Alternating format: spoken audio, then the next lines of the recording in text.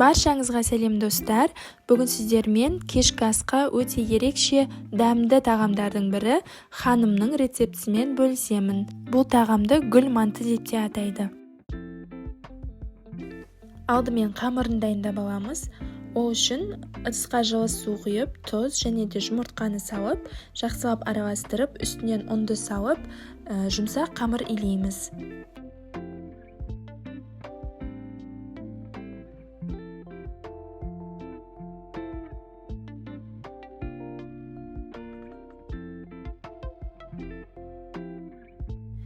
Қамырды илеп болған соң 15-20 минутқа қойып қоямыз. Бұл уақытта салмасын дайындаймыз. Мен салмасына тартылған ет, асқабақ, пияз қостым. Барлығын осы видеода көрсетілгендей майдалап тураймыз.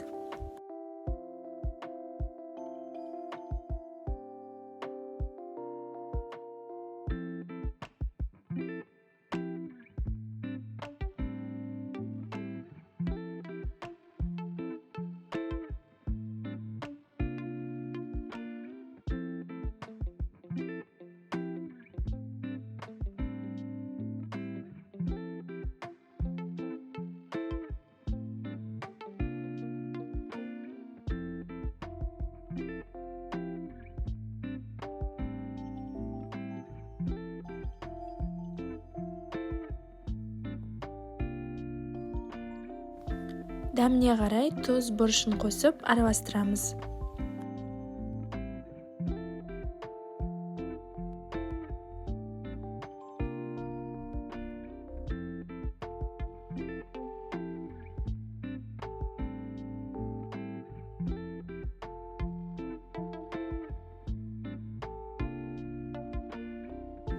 Жаңағы қамырымызды жұқа етіп жаямыз.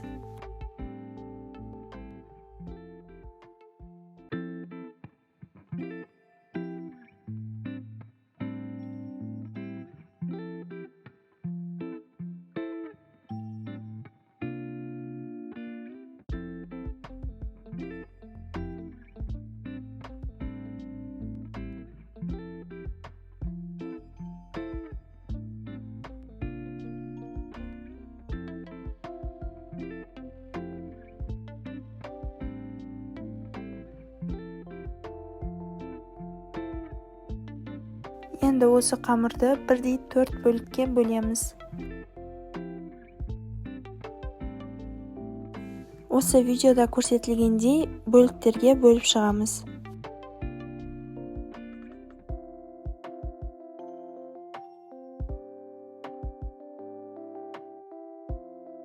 Арасына салмасын салып, осы видеода көрсетілгендей түйеміз.